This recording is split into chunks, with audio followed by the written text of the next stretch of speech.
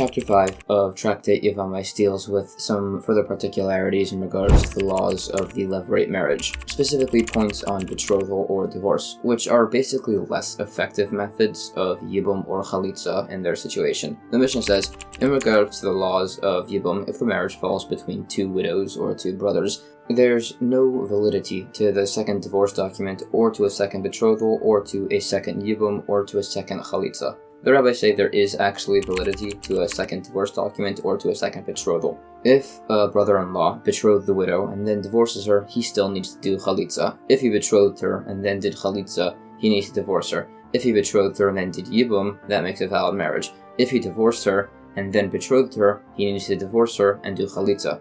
If he divorced her and did yibum, he needs to divorce her and do chalitza. If he divorced her and did chalitza, that's the end of things there. If he did chalitza and betrothed, divorced, or did yibum and then betrothed, divorced, or did chalitza, there's no validity to anything after chalitza is done. This applies by one brother-in-law and one widow, and also with one brother-in-law and two widows. If he betrothed both, they both require divorce and chalitza. If he betrothed one and divorced the other, the betrothed one must be divorced with chalitza. If he betrothed one and did yibum with the other, they both must be divorced and do chalitza. If he betrothed one and did chalitza with the other, the first must be divorced. If he divorced both, he does chalitza to them. If he divorced one and did yibum with the other, she needs divorce and chalitza. If he divorced one and betrothed the other, she needs divorce and chalitza. If he divorced one and did chalitza with the other, the chalitza ends anything further. If he did chalitza with both, or did chalitza with one and betrothed, divorced, or did yibum with the other, or he did yibum with both, or did yibum with one and betrothed, divorced, or did chalitza to the other, the rule is that there's no validity to anything after chalitza. This would apply if there's two brother-in-laws and a widow, or two widows and a brother-in-law. If the brother-in-law did chalitza with the widow and then betrothed her, divorced her, or did yibum, there's no validity to anything after chalitza, no matter when it's done in the sequence. If he did yibum and also betrothed her, divorced her, or did chalitza, if the yibum was done first, there's no validity to anything after, but if it was done in the middle or end, there is validity to things after. Rabbi Nechemiah holds that by both yibum or chalitza, no matter where they're done, there's no validity to anything done after. The Gemara discusses the logic of these points. There's further qualification discussed by these particular cases, and the more precise details are all discussed further. There's also debate as to the rabbinic punishment instituted for the violation of some of these principles. Some say lashes, and there's points on how exactly betrothal is done, with either an item worth an amount of money or with a document, the text of which is described. There are additional points. There's some unresolved discussion by particularities of certain divorce documents and further points on the remaining cases. There's also particularities. It's decided that all opinions agree that there is validity to a chalitza done with stipulation, but that's not being discussed in our case. There's further discussion on these points. It also goes through which opinions hold which statements from the Mishnah, which is explained in accordance to their particular opinions. And that's the end of Chapter 5.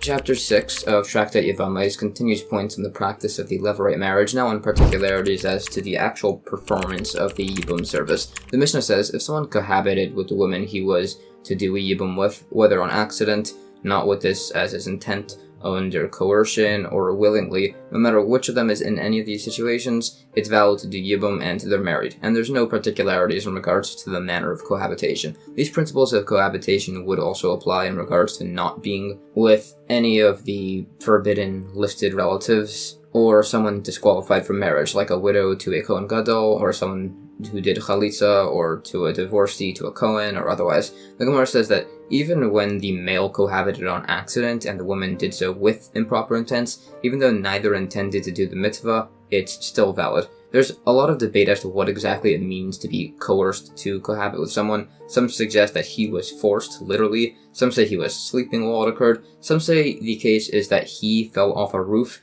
and landed on and in a way that resulted in him cohabiting with a woman. These are all disputed. Instead, the suggested case is where he intended to cohabit with his wife, but the other woman was there somehow instead. The case where they were both coerced is where they were literally forced by others to cohabit with each other. And sources are brought which are discussed. There's also debate if you can do yibum by cohabiting while you're asleep.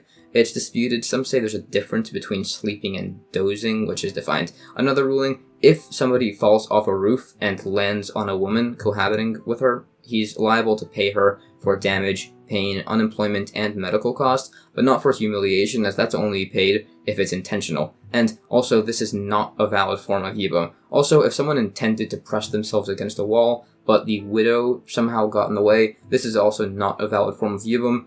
For such a circumstance to somehow work, you have to be pressing yourself against something with actual intent to cohabit with it, and the woman to somehow get in the way for this to be a valid form of Yibum. There's sources listed that even the act of beginning cohabitation is sufficient to do Yibum, which is further discussed. There are more sources for this which are also qualified, and there are several other verses on this topic discussed. It also goes through some times where the Torah specifies the necessity for complete cohabitation, each of which is relevant by a particular situation. There's particular debate as to what precise physical action constitutes the legal beginning of cohabitation. In addition, we said if he cohabits with the woman to any extent, he's acquired her for Yibum. Some interpret this to mean that he's fully properly done Yibum. Others say it means that this isn't a fully proper method of Yibum, and he's acquired her in accordance to what the verse references, which is to inherit his brother's estate, and to free her from the attachment of Yibum. This is for the qualified, along with some specific cases in regards to eating teruma in regards to the laws of marriage. There's also points on the continued permissibility of a woman to her husband if she cohabits with somebody else.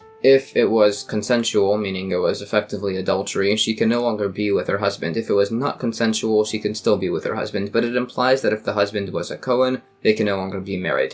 This is further debated. New Mishnah. If a widow impermissibly married a Kohen Gadol, or a divorcee, or a woman who did Chalitza impermissibly married a Kohen from the first stage of marriage, Erosin, they cannot eat teruma, which is food tithes that can be eaten by Kohanim and their relatives. Others disagree and say that they can. If these women were then widowed or divorced from these marriages, if this occurred after the final stage of marriage, Nisuin, they are disqualified from marrying a Kohen. If it was before, by the stage of Erosin, they are still permitted to marry a Kohen. The Gemara debates the logic of the opinion that says they can eat the teruma. There's a specific case brought. If a Kohen with damaged genitals betrothed a woman, this is a dispute, as according to our opinions, who said a woman awaiting biblically forbidden cohabitation cannot eat teruma, while the others say she can.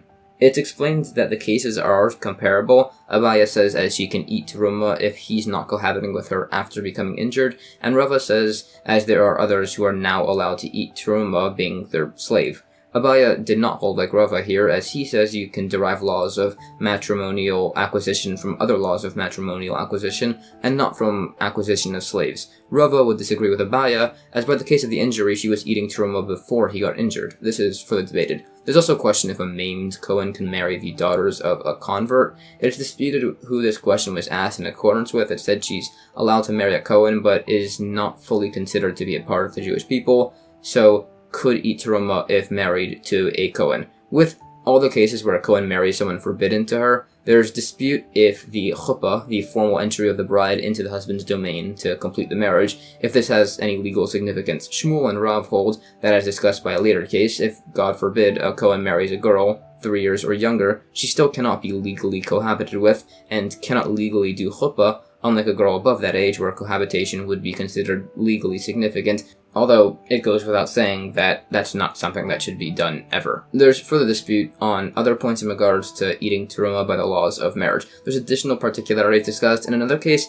in the event that a Kohen Gadol betrothed a minor, to wait until she became of age, a bogeres, as it's called, before finalizing the marriage. There's dispute if this is legally permissible, and it implies no, but this is not comparable to the case of a widow, as the difference between cases is that the widow does not physically change between the stages of marriage. New Mishnah. A Kohen Gadol can only marry a virgin, so he cannot marry a widow, no matter if she was widowed during the marriage stages of Erosin or Nisuin, and there's debate if he can marry a bogeres. He also may not marry a woman who is not a virgin due to being injured by a piece of wood. The Gemara cites verses that show he can't marry the widows. The dispute if she can marry a bogeres is in regards to dispute over the implication of a verse, in regards to particularities as to the level of virginity the woman must have. There's dispute if this is still permissible if the woman has had relations before, albeit not in the typical manner. There are additional points on this. It mentions if a woman was violated by an animal, this does not render her unfit to marry a Kohen, and that a Kohen Gadol cannot marry a woman that he had violated or consensually cohabited with premaritally. And some say he does need to divorce her if they marry, although he wouldn't need to pay the typical fine for consensually cohabiting with her premaritally. Others disagree, and it's discussed. This is all further qualified. There are a few specific instances. It mentions we hold like the opinion that says a Cohen can marry a woman who had converted while she was a child younger than 3, which is further discussed. There are additional points. New Mishnah: if a Cohen started marrying a woman, the first stage, Erosan, and then became a Cohen Gadol before completing the marriage, he can still marry her. It mentions an instance where this occurred. If a woman was pending Yibum with her brother-in-law, a Cohen, who then was appointed to be a Kohen Gadol, even if he betrothed her beforehand, he cannot marry her. The Gemara cites sources for these points and discusses the instance where this occurred. New Mishnah: if a Kohen Gadol's brother died, he does chalitza with the widow, not Yibum. The Gemara said this would apply if the widow had been fully married or was still in the first stage, even though if she's only an Erosa, she hadn't cohabited yet out of concern that he might fulfill his obligation of cohabiting with her to do Yibum, and then might do it a second time, which is forbidden as she's a widow. New Mishnah: a Kohen cannot marry an Ailonis, a woman with a condition that causes her to exhibit physical male characteristics, probably Turner syndrome or something similar, unless he already had a wife or children. Others say he still can't marry her, even if he has a wife or kids, as the marriage is forbidden by the Torah, which says he can't marry a Zona, which he defines as someone who can't have kids. Others define it as a female convert, a freed slave woman, or someone who had cohabited impermissibly. The Gemara further expounds on the logic of these opinions. There are other opinions as to what exactly constitutes a Zona. Some say it's an adulteress, some say it's a woman who is willing to cohabit with any person, some say it's someone who cohabits with their husband after being accused of adultery, some say it's an Ailonis, some say it's a female convert, or a freed slave woman, or a woman who had cohabited impermissibly. Others say it's an unmarried woman who cohabited with an unmarried man without intent to marry. It also discusses the impermissibility of a Kohen to marry a minor, which is discussed, and further additional points. New Mishnah: a man is not allowed to abstain from procreation unless he already has children. Beis Shammai says he must have 2 male children. Beis Hillel says he must have a male and a female, as the verse says he created them male and female. The Gemara says if he has children, he's not obligated to procreate if he has children, but he is still obligated to be married. In such a case, some say you'd be allowed to marry a woman who can't have children, and there's a practical difference by selling a Torah scroll to marry a woman. It's only allowed if he does not yet have children. The explanation of the opinions of Beis Shammai and Beis Hillel in regards to the children you'd need to have to fulfill your obligation are discussed. Moshe abstained from procreation after having 2 sons, but that's not a viable proof, as that was one of the 3 things Moshe did based off his own logic, that he permanently separated from his wife. As he always spoke with the divine presence, he broke the 2 tablets based on the logic that an apostate can't give the paschal offering, so for sure they shouldn't be able to receive the whole Torah, which God actually commended. And he also added a day of abstinence to the Jewish people before accepting the Torah based on the verse, including the day that the command was given. And this is further discussed. It mentions if a person converted, so there's a dispute if his children from before the conversion fulfill his obligation to have children. Some say yes, as he has children. Some say no, as conversion legally resets all of your familial relationships. There's a similar argument if a convert can have a firstborn son from before his conversion in regards to the laws of inheritance. We need both of these cases to be brought, as some say non-Jewish people are also obligated in this requirement to have children. There's further discussion on this topic. There's debate if 2 grandchildren from a single child is sufficient to fulfill this obligation, based on if grandchildren are regarded as children, which is a disputed point. Some say a person should never abstain from having children. Similarly, Rabbi Akiva said a person should never abstain from learning Torah and having students, no matter his age, which is seen from the fact that Rabbi Akiva had 12,000 pairs of students, and they all died from a plague of diphtheria between Passover and Shavuos because they didn't treat each other with respect. So he only had 5 students left: Rabbi Meir, Rabbi Yehuda, Rabbi Yossi, Rabbi Shimon,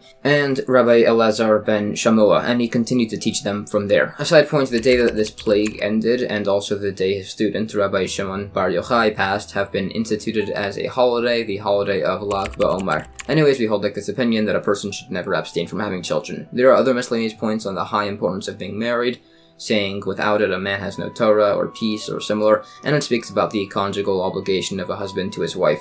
There's a lot more on this, several other points on the importance of choosing a good partner, an expansion on a few verses, and good business and agricultural practices. It also speaks on a few instances of individuals whose wives would aggravate them, and related points. There's a lot more instances on marrying a good wife and examples as to what constitutes a not good one, and quotes from other texts more on the importance of marrying a good woman. There are additional points on this. New Mishnah: if a man married a woman and stayed with her for 10 years and she did not have children, he must marry a new wife. If he divorced her, she can marry someone else and try again. If she miscarried, the 10 years are recounted from the miscarriage. The Gemara discusses based on this how the forefathers, Abraham and Yitzchak, stayed married to their wives as they were infertile for several years. Also, it mentions that God answered Yitzchak's prayer even though both him and his wife were answered, as Yitzchak was a righteous man, the son of a righteous man. It also says that the forefathers were infertile, as God desires the prayers of the righteous. Some say it was an exceptionally great miracle that Abraham and his wife Sarah had a child based on verses. Some say that both of them were tumtumim, with covered reproductive organs. Some say Sarah didn't even have a uterus. Some say the 10-year marriage limit without children is actually reduced to 2.5 years, as lifespans were shorter in later generations. Some say it's 3 years, as discussed. Some say if they don't have a child after this period, well, she can remarry. She can't remarry a third time. There's further discussion. Some say she could remarry for the third time someone who already has children, and if she married someone who does not have children, she must divorce without receiving the stipulated payment from her marriage contract. There's further qualification. Some say if a woman miscarried 3 times, she must be divorced, and there's a dispute as to what to do if she miscarried twice and claims she miscarried a third time.